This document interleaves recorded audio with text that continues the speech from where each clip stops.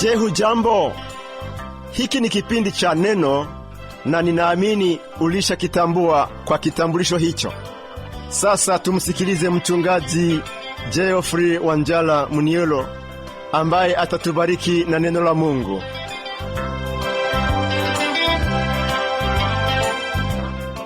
Asante ndugu msikilizaji kwa uamuzi wako wa kuungana nasi kwenye kipindi hiki cha neno. Mimi Pamela Omodo na mchungaji Geoffrey Wanjala Munielo hufurahia kujua kwamba pamoja nasi ili upokee baraka kutoka kwenye neno la Mungu. Leo mchungaji ataanza kwa utangulizi wa kitabu cha Warumi ili tuwe na msingi wa tutakayojifunza baadaye. Hayo ni baada ya wimbo huu ufuatao.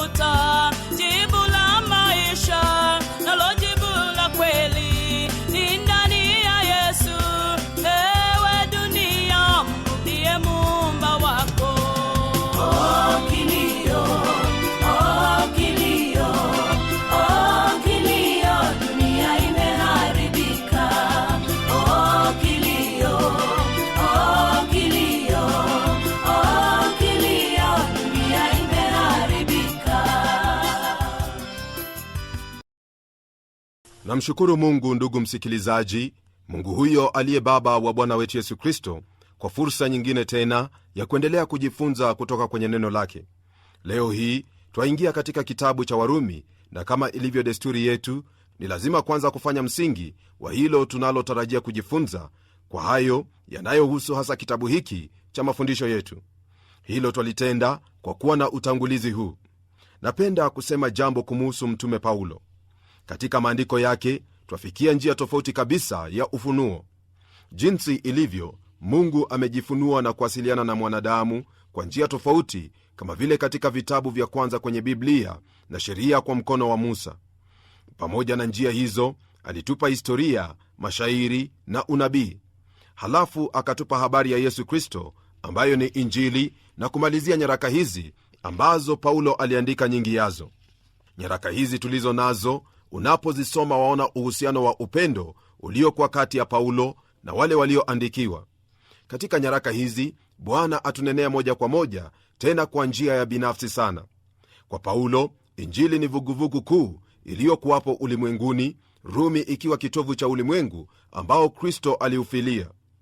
Paulo kwenye sura ya 15 mstari wa 15 na 16 asema hivi: lakini nawaandikia kwa ujasiri zaidi katika sehemu za waraka huu, kana kwamba kuwakumbusha kwa neema ile niliyopewa na Mungu, ili niwe mhudumu wa Kristo Yesu kati ya watu wa mataifa, niifanyie Injili ya Mungu kazi ya ukuhani, kusudi mataifa wawe na sadaka yenye kibali, ikiisha kutakaswa na Roho Mtakatifu.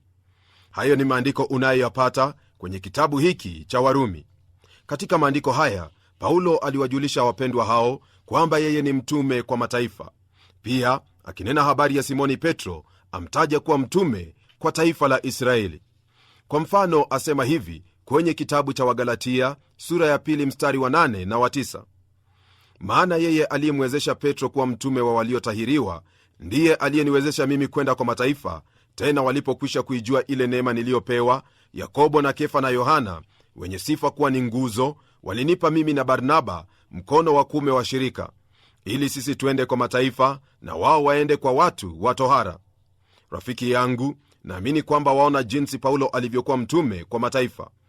Sura ya mwisho ya kitabu hiki cha Warumi kuna orodha ya hao wanaotajwa kwa majina na Paulo. Wote walikuwa watu wa mataifa, jambo linalotufahamisha kwamba kanisa lililokuwa Rumi wengi walikuwa watu wa mataifa. Kulingana na sura ya kwanza mstari wa 15 wa kitabu hiki, Paulo mtume asema hivi: kwa hiyo kwa upande wangu mimi ni tayari kuihubiri Injili hata na kwenu ninyi mnaokaa Rumi. Maneno hayo yatufahamisha kwamba iwapo mtu mwingine angelikuwa amekwenda Rumi kuanzisha kanisa, hangelikwenda huko. Ni kweli kwamba walikuwepo wanafunzi, ila kwenye aya ya 11 kwenye sura ya kwanza ya kitabu hiki asema kwamba atamani sana kuwaona hao walioko Rumi, apate kuwapa karama ya rohoni ili wafanywe imara. Iwapo kuna jambo lililokuwa katika moyo wa Paulo ni kufika huko Rumi. Aliposimama mbele ya mfalme Agripa, hili ndilo alimsimulia kwa habari ya aliyomnenea Bwana. Alisema hivi: nikikuokoa na watu wako na watu wa mataifa ambao nakutuma kwao, wafumbue macho yao na kuwageuza waache giza na kuelekea nuru, waziache nguvu za Shetani na kumwelekea Mungu, kisha wapate msamaha wa dhambi zao na urithi miongoni mwao waliotakaswa kwa imani iliyo kwangu mimi. Hayo yapo kwenye sura ya 26 mstari wa 17 na 18 kwenye kitabu cha Matendo ya Mitume. Jambo lingine linalotufanya kufikiri kwamba Paulo ndiye alianzisha kanisa lililokuwa Rumi ni hilo tulipatalo kwenye sura ya 15 mstari wa 20, anaposema hivi kwenye kitabu hiki: kadhalika nikijitahidi kuihubiri Injili, nisihubiri hapo ambapo jina la Kristo limekwisha kutajwa, nisije nikajenga juu ya msingi wa mtu mwingine. Paulo hakuihubiri Injili sehemu aliyofika mtume mwingine. Kwa hivyo twaweza kusema kuwa kati ya mitume hakuna aliyekuwa amefika kule Rumi.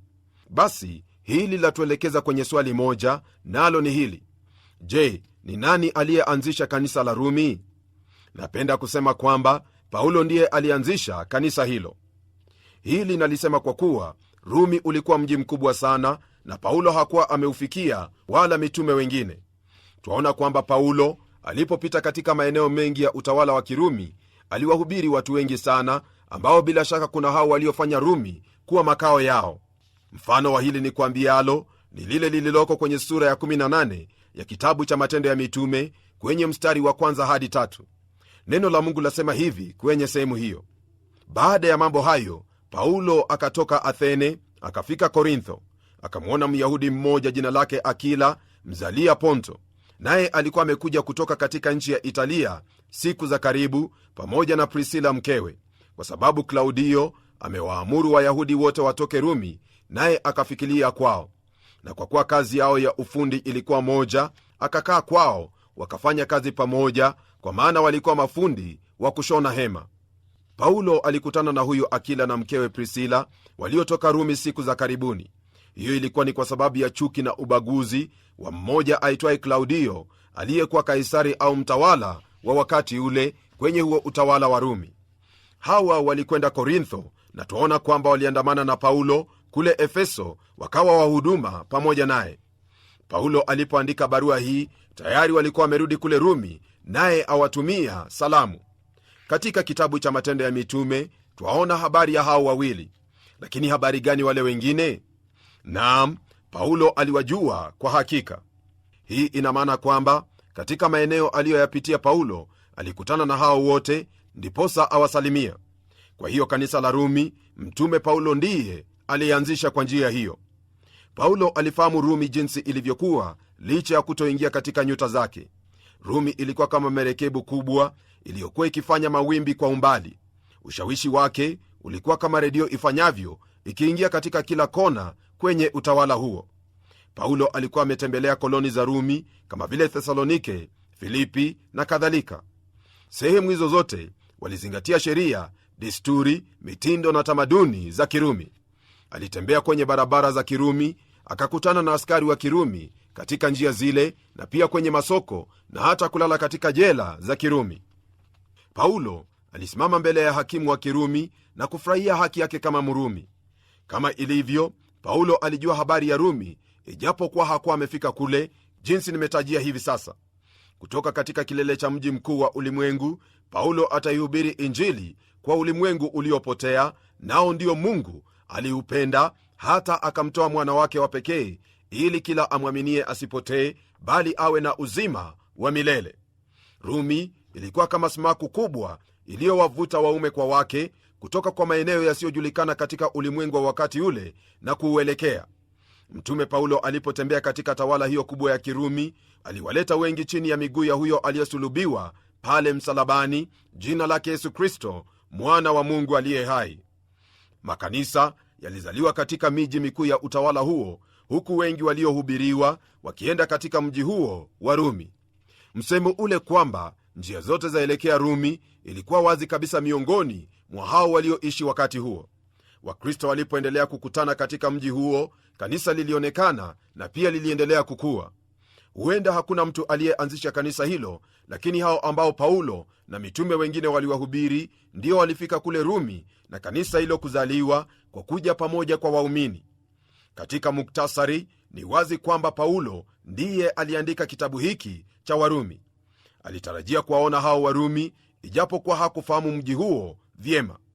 Mtume huyu ndiye alianzisha kanisa hilo kwa msingi wa maneno tuyaonayo katika kitabu hiki.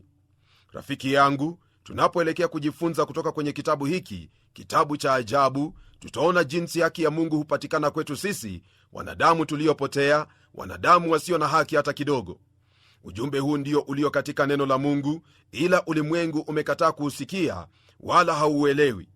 Ulimwengu wapenda kusikia jinsi wanadamu wameendelea. Ni kawaida kwa ulimwengu kumtukuza na kumwadhimisha mwanadamu, lakini si Mungu. Kwa msingi huu, ndugu yangu, huduma yoyote inayozingatia habari za utukufu wa mwanadamu pasipo ya kunena kuhusu upotovu wa jamii hii na kwamba moyo wake umejaa uharibifu, basi hamna kweli katika huduma kama ile. Kumwinua mwanadamu hakuwezi kumpa suluhu ya maisha yake. Suluhu ya maisha ya mwanadamu, hasa kuhusu dhambi yake, yapatikana katika Kristo. Hilo ndilo Mungu ametupa sisi wanadamu ambao tumepotea. Mpendwa, fahamu au jua hivi ya kuwa yule mwizi aliyeangikwa msalabani alitangaziwa kwamba hafai kuishi katika utawala wa Kirumi, kwa hiyo aliuawa. Ila Bwana Yesu alisema kwamba atamchukua kwenda naye, maana amwambia, leo hii utakuwa nami paradiso. Hiyo ni kama vile wasoma kwenye kitabu cha Injili ya Luka sura ya 23 mstari wa 43. Mungu huwachukua wenye dhambi kama wewe nami, huwachukua pia wote wanaofuata njia yake, yani hao walio wenye dhambi, na kuwafanya kuwa watoto wake. Msingi wa Mungu kufanya hivyo ni kwa mauti ya Kristo pale msalabani, si kwamba kuna lolote jema katika maisha yetu. Maandiko yaliyoko kwenye kitabu cha Wagalatia na hiki cha Warumi kilikuwa mwanzo wa ufufuo na maelekezo kwa kanisa yaliyo mema katika karne chache zilizopita. Mtumishi wa Mungu Martin Luther alisema kwamba kitabu hiki cha Warumi ni injili safi kabisa, nayo yastahili mtu wa Mungu kujifunza na kuiweka moyoni, neno kwa neno, zaidi kuitumia kama mkate wa kila siku kwa nafsi yake. Kila anaposoma neno hili, mwanafunzi wa Kristo ataendelea kuona vito vya thamani vilivyoko katika kitabu hiki. Na kati ya hao waliowarithi mitume, mmoja kwa jina la Chrysostom, tuambiwa kwamba alisoma kitabu hiki cha Warumi mara 2 kwa wiki. Mmoja wa wanasayansi wakuu ulimwengu, jina lake Michael Faraday, aliposoma kitabu hiki aliipata imani. Alipokuwa karibu na kufa, alisema kwamba hana la kukisia, maana imani yake ii thabiti katika Kristo aliyemfilia. Huyo Bwana Yesu Kristo ndiye amenifanyia njia ya kwenda mbinguni. Maandiko haya yamebadilisha watu wengi waliosoma. Mmoja aitwaye Bedford Tinker aliposoma kitabu hiki alibadilishiwa hata na jina lake na kuitwa John Bunyan. Mtu huyu hakuwa msomi wala mtunga shairi, lakini aliandika kitabu kimoja, nacho kimeuzwa na kutafasiriwa sana ulimwenguni, na ni cha pili tu kutoka kwa Biblia. Kitabu hicho chaitwa kwa lugha ya Kiingereza The Pilgrim's Progress, yani safari ya msafiri ukitaka. Kitabu hicho chanena kuhusu mwenye dhambi aliyeokolewa kwa neema, na ndiye huyo John Bunyan. Katika rekodi iliyoko ni kwamba mtu huyu aliandika kitabu hiki baada ya kusoma waraka huu wa Paulo kwa Warumi. Alitambua kuwa yu mwenye dhambi, na hivyo alipomwamini Kristo, mzigo huo uliondolewa kabisa, naye akaanza safari ya kwenda kwenye mji wa ahadi, yani sehemu ambayo Mungu amewaandalia wanaomwamini. Nitakuhimiza msikilizaji wangu, ujiongezee faida katika maisha yako ya kiroho kwa kusoma kitabu hiki cha Warumi, nawe ufanye hivyo kwa uzoefu. Maandiko haya ya kuhitaji usome kwa ufahamu mwingi pamoja na maombi, ili upate uongozi wa kiroho, hasa Roho Mtakatifu wa Mungu akikuongoza. Ni lazima kila Mkristo afanye bidii ya kujua kitabu hiki cha Warumi kwa kukisoma, ili apate kuwa imara katika imani yetu kwa Kristo. Lile ambalo ningetangulia kukwambia ni kwamba iwapo wataka kupokea mibaraka zaidi katika kuzisoma neno lake Bwana, au kutoka katika mafundisho yaliyoko kwenye kitabu hiki cha Warumi, ni vyema utangulie kusoma mbele yangu. Hii ni kwa kuwa, ndugu yangu, ijapokuwa tutaguza kila andiko mahali hapa, unaposoma maandiko haya Mungu atakufunulia makuu zaidi, ambayo baadaye yatakapochangamana na mawazo ambayo Mungu amenipa, basi utakuwa umelishwa vyema kabisa. Kumbuka kwamba Bwana wetu Yesu Kristo katika kuzungumza nasi alituambia kwamba atamtuma Roho wake Mtakatifu ili apate kutuongoza katika yote. Na katika kutuongoza kule, ni vyema tujue ya kwamba yeye ndiye mwalimu wetu. Haya ni kuambiayo, ndugu msikilizaji, ni yale yaliyoko kwenye kitabu cha Injili ya Yohana sura ya 16, tunaposoma baadhi ya aya zinazotuambia habari za Roho Mtakatifu aliye mwalimu wetu. Neno la Mungu lasema hivi kwenye aya ya 7 na 8: lakini mimi nawaambia iliyo kweli, yawafaa ninyi mimi niondoke, kwa maana mimi nisipoondoka, huyo msaidizi hata kuja kwenu, bali mimi nikienda zangu nitampeleka kwenu. Naye akisha kuja, huyo atauhakikisha ulimwengu kwa habari ya dhambi na haki na hukumu. Rafiki yangu, maneno haya tunayoyasoma hapa ni maneno ambayo Bwana wetu Yesu Kristo aliyanena, nawe itakuwa ni muhimu kwako unaposoma kitabu hiki cha Warumi umgeukie huyo aliye msaidizi wetu, ambaye yuwaweza kutusaidia tupate kuelewa maandiko haya jinsi inavyotupasa. Kwenye aya ya 13 hadi 15 hivi ndivyo aendelea kusema kwa habari ya Roho Mtakatifu ambaye ametupa hata sasa tunaye. Hebu sikiliza: lakini yeye atakapokuja, huyo Roho wa kweli, atawaongoza awatie kwenye kweli yote, kwa maana hata nena kwa shauri lake mwenyewe, lakini yote atakayoyasikia atayanena, na mambo yajayo atawapasha habari yake. Yeye atanitukuza mimi, kwa kuwa atatwaa katika yaliyo yangu na kuwapasha habari. Na yote aliyo nayo Baba ni yangu. Kwa hiyo nalisema ya kwamba atatwaa katika yaliyo yangu na kuwapasheni habari. Ndugu yangu, iwapo kuna jambo ambalo mtoto wa Mungu afaa kutamani, ni hili ambalo twalisoma hapa, ya kwamba Roho wake Mungu yu pamoja nasi kusudi atwaye ya Kristo, ili atupashe habari nasi tupate kujua. Lingine ambalo ni lazima ni kuambie ndugu msikilizaji, ni hilo tunalolipata kwenye sura ya 13 ya kitabu cha Injili ya Mathayo. Kwenye aya ya 11 Bwana Yesu Kristo anena hivi na wanafunzi: akajibu akawaambia, ninyi mmejaliwa kuzijua siri za ufalme wa mbinguni, bali wao hawakujaliwa. Habari hizi ambazo Kristo anena hapa ni baada hasa ya kunena kuhusu habari ya mpanzi. Na wanafunzi walipokuja kwake wakimwomba aseme nao au kuelezea zaidi kuhusu mfano huo, Yesu aliwajibu akawaambia kwamba kwao, yani kwa wanafunzi, wamepewa kujua siri za ufalme wa mbinguni. Ufalme wa mbinguni, ndugu msikilizaji, ndio ambao mtume Paulo autangaza kwenye kitabu cha Warumi. Mengi anayoyazungumzia katika kitabu cha Warumi ni maneno ambayo yahusu ufalme wa mbinguni. Na huo ufalme Bwana Yesu Kristo atuambia kwamba tayari sisi tulio wanafunzi wake tumepewa kujua siri za huo ufalme. Ndugu yangu, wafahamu kwamba unapojua siri kuhusu sehemu fulani, hasa siri za ufalme au ufalme wowote ule, wewe hufanya mambo kulingana na siri hiyo uliyoipokea. Naye Mungu ametubarikia, maana ametujalia kujua siri za ufalme wa mbinguni kusudi tupate kuishi kulingana na siri hizo za ufalme wa mbinguni. Katika kitabu hiki cha Warumi tutaona jinsi kuna siri nyingi ambazo tutafunuliwa, na tutaendelea kujua jinsi gani twahitaji kuishi kulingana na siri hizo za mbinguni, maana neno la Mungu latuambia kwamba ijapokuwa tu ulimwenguni, sisi si wa ulimwengu, uraia wetu ni wa mbinguni. Kwa hivyo ndugu yangu, siri tutakazozipata kwenye kitabu hiki cha Warumi na mafundisho yote ambayo Mungu atatusaidia kujifunza ni kutuwezesha tu kujua siri za ufalme kusudi tupate kuishi kama vile Mungu anavyotaka tuishi katika maisha haya. Hakuna lingine nzuri zaidi ulimwenguni, hakuna lingine lenye faida ya umilele isipokuwa kujua ni jinsi gani wahitaji kuishi, hasa wewe mtoto wa Mungu, kuishi kwa jinsi ya ufalme wa mbinguni. Na hayo utayafanya tu utakapogeukia kitabu hiki na kusoma na kumuuliza Mungu akusaidie, yani akufungue macho yako, upate ufunuo wa Mungu, upate ufunuo wa Yesu Kristo, upate ufunuo wa Roho Mtakatifu, upate ufunuo wa jinsi ulivyo machoni pake Mungu. Maana unapopata ufunuo kwa jinsi ile, kile ambacho hufanyika ni kwamba wewe utaanza kuishi kulingana na jinsi Mungu anavyokutazama, na si kulingana na vile mazingira au linginelo lolote la kutangazia au jinsi watu wanavyonena kukuhusu. Mwenzangu, kuna mibaraka sana katika kitabu hiki cha Warumi, nami na kuomba uanze kukisoma. Soma baada ya kipindi, maana Mungu Roho Mtakatifu yu pamoja nawe kukufunulia zaidi. Na ndiposa tunapoendelea kukutana tena baadaye, tutajifunza zaidi na kuona ni makuu mangapi ambayo Mungu atatufunulia na jinsi gani tunahitaji kuishi katika maisha haya. Je, kuna jambo jema kuliko hili?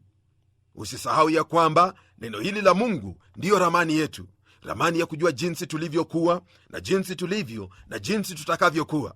Je, kuna lingine jema kuliko hili? Mungu wetu ametubariki, ametupa neno lake, basi nasi tuwe wenye busara kwa kusoma neno hili na kuyashika yale yaliyo ndani na kuyatenda, ili Bwana Mungu abarikiwe na kutukuzwa katika maisha haya. Na kwa hayo, hebu tuombe pamoja. Mungu mfalme, katika jina la mwana wako Yesu Kristo, na kushukuru kwa kuwa wewe ndiwe Mungu, wewe ndiwe Bwana, hakuna Mungu mwingine kama wewe. Bwana, twakuabudu na kulibariki jina lako kwa sababu leo hii umetuwezesha tuingie katika utangulizi wa kitabu hiki cha ajabu, kitabu ambacho Bwana umetufunulia jinsi mwanadamu yuwaweza kupata haki yako na sio kuitegemea haki yake mwenyewe. Namwombea ndugu yangu msikilizaji ya kuwa kutokana na yote tutakayojifunza na hata msingi ambao tumeupata leo hii, utampatia moyo wa kusoma Biblia na pia kumwezesha kuelewa yale ambayo yampasa katika maisha yake. Haya najua kwamba twakubaliana naye kwa imani katika jina la mwana wake Yesu Kristo, na twasema pamoja kwamba yametendeka, kwa kuwa Bwana, hayo ndiyo mapenzi yako. Haya yote ni kwa jina la Yesu Kristo aliye Bwana na Mwokozi wetu. Amen. Rafiki yangu, katika yote ambayo tumeyaona katika utangulizi wa kitabu hiki, ningelipenda kukuhakikishia kwamba kuna mibaraka za ajabu katika mafundisho tutakayoanza. Lakini kama vile ilivyo, mafundisho ni mazuri tu iwapo utayachukua mafundisho yale na kuyaweka katika moyo wako na pia kuyafanyia kazi, yani kuanza kutenda kulingana na hayo ambayo umejifunza. Najua kwamba kwa kuwa unaye Roho Mtakatifu wa Mungu, utamuomba akusaidie, kwa kuwa yeye ndiye msaidizi wetu, yani akuwezeshe kutenda kila unachohitaji kutenda, ili jina la Bwana lipate kubarikiwa maishani mwako. Neema yake Bwana Yesu Kristo na ushirika wa Roho Mtakatifu na upendo wake Mungu Baba uwe pamoja nawe hadi tutakapokutana tena kwenye kipindi kijacho. Mimi ni mchungaji wako Geoffrey Wanjala Munialo, na neno litaendelea.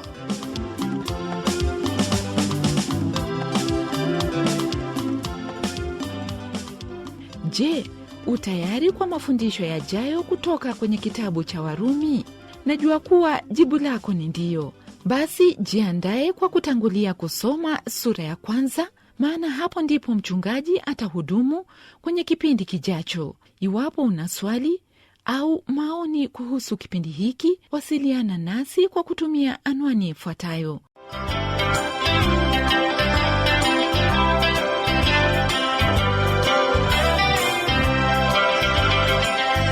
Ndiyo msikilizaji wangu, neno ni lazima liendelee. Kwa hivyo, hebu tuandikie utueleze jinsi hili neno la Bwana linakubariki.